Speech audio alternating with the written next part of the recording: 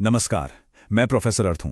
आपकी सेविंग्स धीरे धीरे खत्म हो रही हैं और आपको पता भी नहीं है। सीधे मुद्दे पर आते हैं।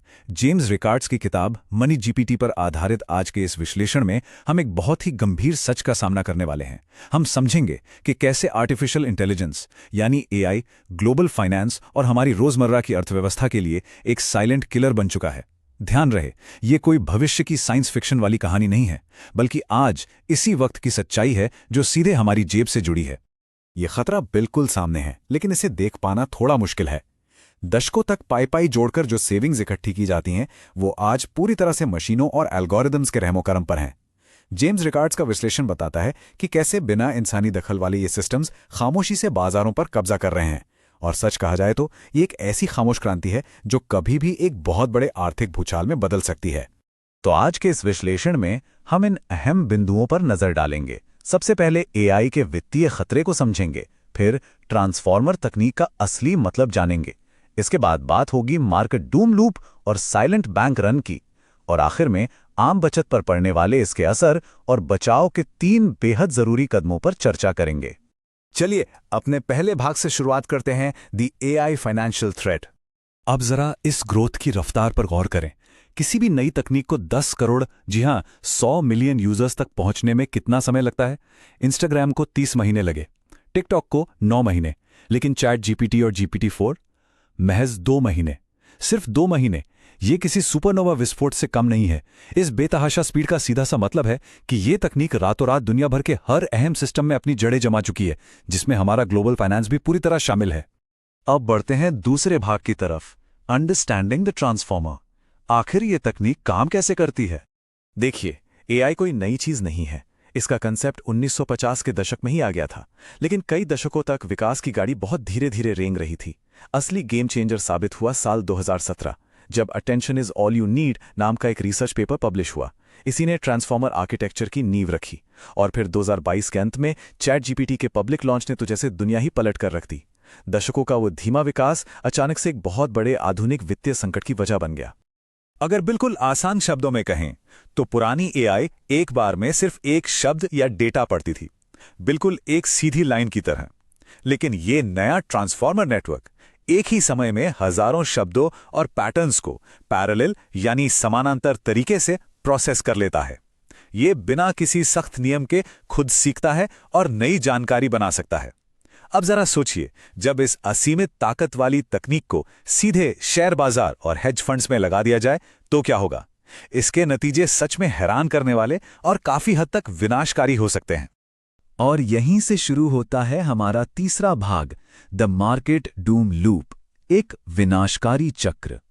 जब हम एआई के इस शक्तिशाली मॉडल को सीधे ग्लोबल फाइनेंस से जोड़ देते हैं तो मामला हाथ से निकलने लगता है। इतिहास पर नजर डालें तो 1907 के बड़े वित्तीय संकट के समय जेपी मॉर्गन ने सभी बड़े बैंकर्स को रात भर अपनी लाइब्रेरी में बंद कर दिया था, ताकि सब मिलकर बातचीत से कोई हल निकाल सकें। वहां इंसान थे और संकट टालने का समय था। लेकिन आज के इस एआई फ्लैश क्रैश में कोई इंसान फैसले नहीं ले रहा है। लाखों ट्रेड सिर्फ कुछ माइक्रो सेकंड्स में हो जाते हैं। जब तक इंसानों को भनक भी लगती है कि क्रैश हो रहा है, तब तक पूरा बाजार तबाह हो चुका होता है। ये 20% कोई मामूली आंकड़ा नहीं है। 1987 के स्टॉक मार्केट क्रैश को याद कीजिए। एक ही दिन में बाजार 20% धड़ाम से गिर गया था। वजह थी पोर्टफोलियो इंश्योरेंस, जहां एक छोटी सी गिरावट ने ऑटोमेटिक बिकवाली शुरू कर दी और उस बिकवाली ने और ज्यादा गिरावट को जन्म दिया। जेम्स रिकार्ड्स यही चेतावनी देते हैं कि आज का एआई बिल्कुल इसी डरावने पैटर्न को फॉलो करता है, बस इसकी स्पीड और इसका दायरा आज हजारों गुना ज्यादा बड़ा है। आइए देखते हैं ये लूप कैसे काम करता है। यही है वो डरावना डूम लूप। इसे ऐसे समझिए, पहला कदम, एक एआई सिस्टम बाजार में सिर्फ 2% की मामूली गिरावट देखता है। दूसरा कदम, ये सिस्टम बिना किसी इंसान से पूछे धड़ाधड़ शेयर्स बेचना शुरू कर देता है। और फिर तीसरा और सबसे खतरनाक कदम, बाजार के बाकी सारे एआई सिस्टम्स इस बिकवाली को देखते हैं और वो भी तुरंत अंधाधुंध बेचने लगते हैं। अर्थशास्त्र में इसे फॉल्सी ऑफ कंपोजिशन कहते हैं। जो चीज एक व्यक्ति के लिए अच्छी है, अगर सब एक साथ करने लगे तो पूरा सिस्टम बैठ जाता है। सारे रोबोट्स एक ही डेटा पढ़ रहे हैं और एक ही समय पर बाहर निकलने के दरवाजे की तरफ भाग रहे हैं। अब आते हैं अपने चौथे भाग पर, द साइलेंट बैंक रन। ये खामोशी से आने वाली तबाही है।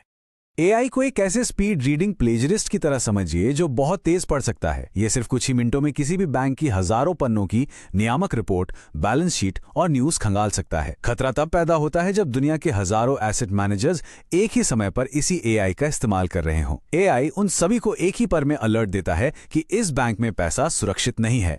और फिर क्या, बिना किसी शोरगुल के, बिना लंबी लाइनों के एक खामोश बैंक रन शुरू हो जाता है। अरबों डॉलर पलक झपकते ही बाहर निकाल लिए जाते हैं। वित्तीय घबराहट या पैनिक कैसे फैलता है, इसका तरीका अब पूरी तरह बदल चुका है। 1930 के दशक में बैंक रन की खबरें टेलीग्राफ और टेलीफोन से फैलती थीं। 90 के दशक में कंप्यूटर स्क्रीन और टीवी आ गए। लेकिन आज का दौर एआई और मशीन टू मशीन प्रोसेसिंग का है। एआई हमारी घबराहट की नकल करता है, लेकिन हमारी सोच से कहीं ज्यादा तेजी से। आज इंसान को पता चलने से पहले ही मशीनें आपस में कम्युनिकेट करके किसी भी बड़े बैंक को खाली कर सकती हैं। चलिए 5वें भाग पर चलते हैं, इम्पैक्ट ऑन एवरीडे सेविंग्स। इस पूरी कहानी का आम इंसान की बचत से क्या लेना देना?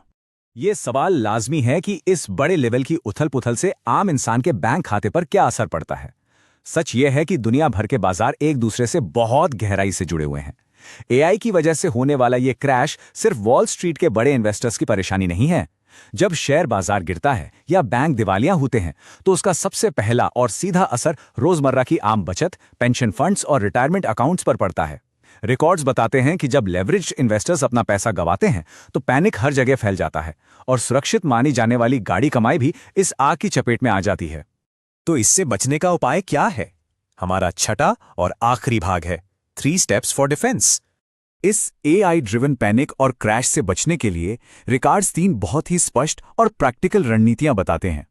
पहली बात, उन बैंकों से अपना फंड निकाल लेना चाहिए जो पूरी तरह से इंश्योर्ड नहीं है।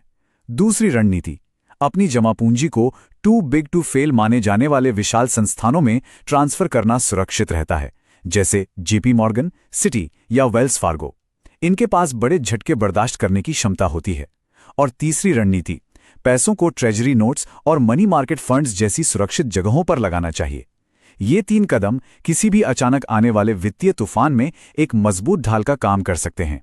अंत में ये पूरा विश्लेषण एक बहुत ही गहरा सवाल खड़ा करता है, क्या हम अनजाने में एक ऐसा सुपर इंटेलिजेंस तैयार कर रहे हैं जो रातों रात, जब पूरी दुनिया सो रही होगी, एक ऐसा फ्लैश वॉर या आर्थिक संकट ट्रिगर कर देगा जिसे रोकना इंसानों के बस में ही नहीं होगा? मनी जीपीटी की ये थ्योरी हमें सोचने पे मजबूर करती है कि तकनीक की इस अंधी दौड़ में कहीं हमने अपनी अर्थव्यवस्था का स्टीयरिंग व्हील ऐसी मशीनों के हाथ में तो नहीं सौंप दिया है जिन्हें न मानवीय भावनाओं की समझ है और ना ही डर की।